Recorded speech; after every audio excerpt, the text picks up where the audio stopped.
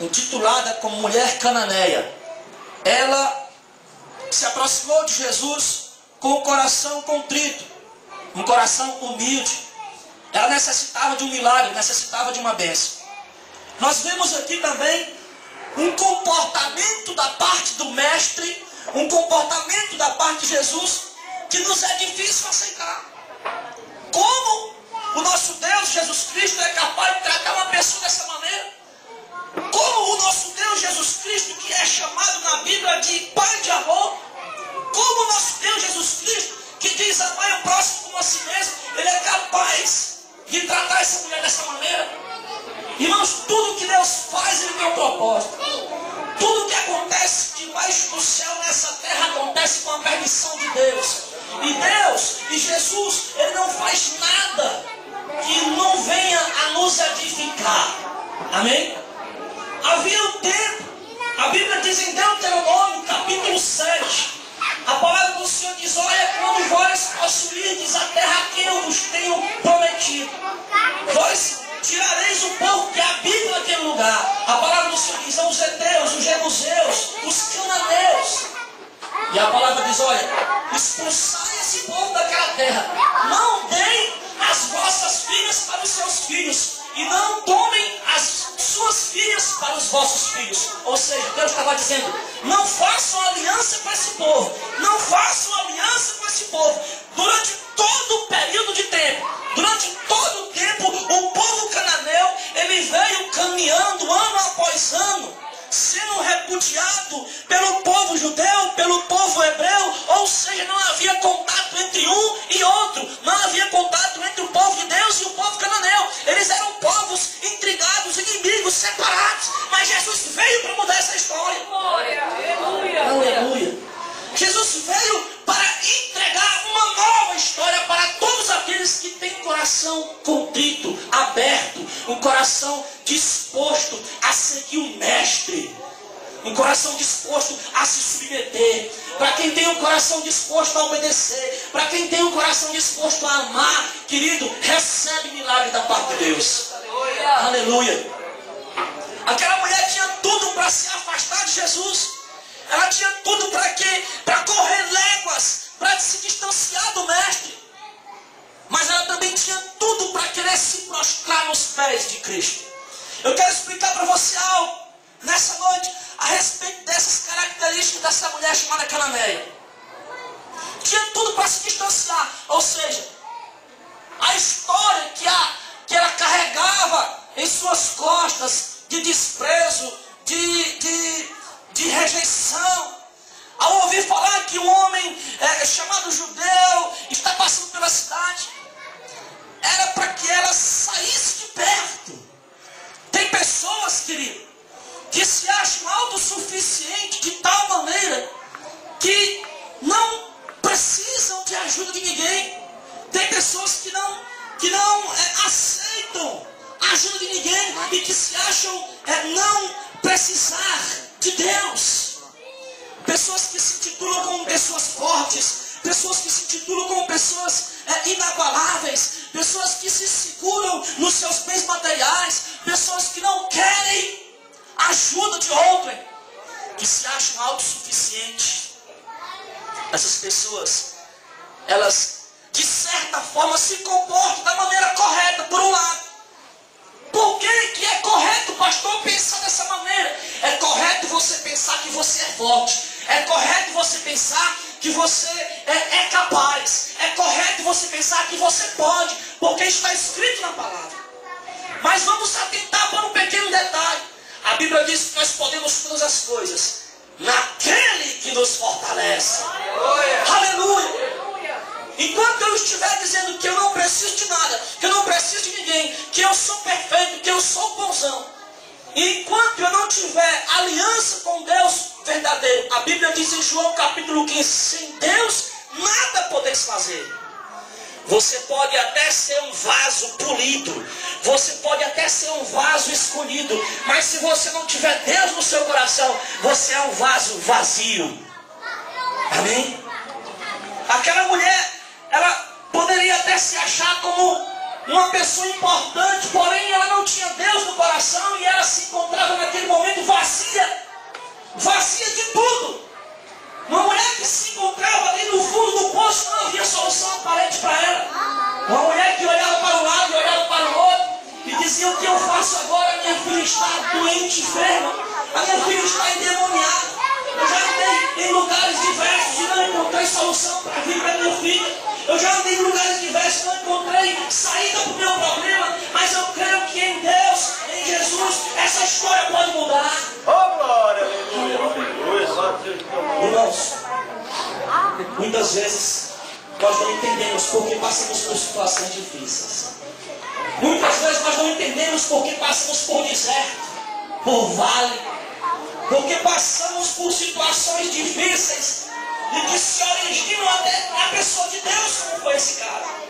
O que essa mulher passou, ela passou. E o que promoveu essa experiência na vida dessa mulher foi o próprio Senhor Jesus. Ela precisou passar para aprender uma lição. Ela precisou passar para que os outros que estavam com Jesus aprendessem uma lição. Muitas vezes Deus nos usa para que através de nós a nossa família seja alcançada. Amém? Muitas vezes Deus nos usa, Ele nos toma em suas mãos como instrumento para que através de nós a graça salvífica de Deus alcance aqueles que estão próximos. Nós somos escolhidos, somos vaso cheio do Espírito Santo. O desejo do nosso coração é que a unção transborde e inunde e alcance a todos que estão ao nosso território. Aleluia! Glória a Deus. Temos motivos demais para nos aproximar de Cristo. Temos motivo demais porque nós temos sede de Deus. Nós estamos aqui nessa noite porque nós temos motivo para nos aproximar de Cristo. Nós fomos chamados para avançar em direção ao Mestre. Nós temos motivos para nos aproximar do amor de Deus. Nós queremos mais de Deus nessa terra.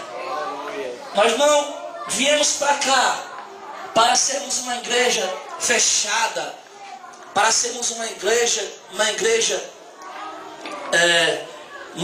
diferente. Nós viemos para cá, irmãos, porque Deus falou no nosso coração e o Senhor tem um propósito na nossa vida. Nós queremos entrar nessas ruas, nós queremos avançar nessa comunidade, nós queremos caminhar casa por casa, queremos evangelizar e ganhar a vida para Jesus, queremos falar do amor de Cristo para os drogados, queremos falar do amor de Cristo para os desprezados, para os cananeus, seja lá para quem for, nós vamos falar do amor de Cristo para essa terra ouvir. Aleluia. Foi para isso que Deus nos chamou, foi por isso que Deus nos colocou aqui, para somar. Eu quero agora ilustrar o trabalho de Deus na nossa vida. E eu quero fazer uma comparação com a construção de um barco. Eu não entendo muito de embarcação, não entendo muito de navio, mas eu sei que quando os trabalhadores de um porto estão dedicados à construção de um barco, eles procuram ali, nos mínimos detalhes, trazer os materiais mais importantes e valiosos para que aquele barco consiga suportar a sua jornada de trabalho. Um barco ele é construído no porto. Quando um barco ele termina de ser construído, ele é lançado ao mar. Um barco ele é construído preparado para enfrentar as dificuldades da vida. O material que é posto no barco já é um material que é posto de primeira qualidade para que o barco suporte as possíveis tempestades que ele venha sofrer. Da mesma forma somos eu e você. Quando Deus nos fez, Ele nos deu matéria-prima de alta qualidade para que nós pudéssemos suportar as adversidades da vida. Amém? Amém. Para que nós pudéssemos suportar as lutas, as dificuldades. Se Deus permite, é porque Ele sabe que a nossa estrutura ainda está firme. Aleluia. Mas mesmo assim nós não podemos descansar totalmente. Nós sabemos que ainda existem dificuldades, ainda existem coisas que fazem parte desse barco e que nós precisamos ter cuidado. Por exemplo, num barco existem âncoras. Amém? As âncoras do barco, elas servem para frear o barco. Existem coisas na nossa vida que servem para nos frear. algumas, eu quero que você entenda em nome de Jesus. Falta de humildade, falta de perseverança, falta de conhecimento, de propósito de Deus na nossa vida. São âncoras que quando é externado, elas freiam a nossa caminhada. Existe também uma segunda coisa que nós precisamos ter cuidado, que é o leme. Muitos aqui conhecem essa palavra e sabem do que eu estou falando. O leme é um objeto redondo no barco, que quando você gira ele para a direita, toda a embarcação ela gira para a direita. Quando você gira o leme para a esquerda, toda a embarcação gira para a esquerda. Deus ele nos dá um propósito, um caminho, uma jornada. O leme da nossa vida, meu irmão, é a nossa língua. Amém? Quando nós não vigiamos no falar, quando nós não vigiamos nas amizades, quando nós mudamos o leme para uma direção a qual Deus não nos permitiu, então nós sofremos um prejuízo, e o prejuízo é a mudança da rota. Nós não podemos permitir que o inimigo nos mude da rota que o Senhor preparou para nós. Existe um perigo muito grande em mudar de rota. Existe uma rota para a nossa vida, e essa rota, o destino dela é o céu. Aleluia. Mas se nós mudarmos de rota, usarmos o leme numa situação contrária, usarmos o leme numa direção que não é a direção de Deus, nós corremos um sério risco de bater no iceberg ou num pedaço de pedra e vir a afundar e a perca total. Temos que ter cuidado. Temos que ter cuidado também com outra coisa chamada vela. Algumas embarcações possuem esse objeto, outras não, mais modernas, mas as mais antigas sim. A vela do navio era aquele pano, aquele lençol grande. Quando falta força para remar, quando falta o motor, eles hastiam aquela vela e abrem aquele lençol, para que ao receber os ventos fortes, aquela embarcação possa seguir apressadamente em busca do seu objetivo. Amém? Para que serve a vela? Para dar velocidade ao barco. Precisamos ter cuidado com a vela, sabe por quê? Porque se a vela estiver mal posicionada, quando vier o vento forte, o barco ele pode chegar a tombar. Ele pode até virar. Sim ou não? A vela precisa estar bem posicionada. Sabe o que é a vela na nossa vida, irmãos? É o nosso coração. Amém? Amém. O nosso coração precisa estar bem posicionado para receber até mesmo uma palavra de Deus, que muitas vezes vem como um vento forte em direção a nós. Se nós não interpretarmos da maneira correta, nós viramos o navio sem entender o que está acontecendo. Aquela mulher, ela recebeu um vento forte de Deus sobre a sua vida. Aquela palavra dura de Jesus, aquela palavra dura dos discípulos. Mas o coração dela estava bem posicionado. Quando o vento chegou até ela, então aquilo tudo serviu para tirar ela daquela situação. Aquilo tudo serviu para tirar ela daquele momento de dor, onde a sua filha se encontrava enferma, endemoniada.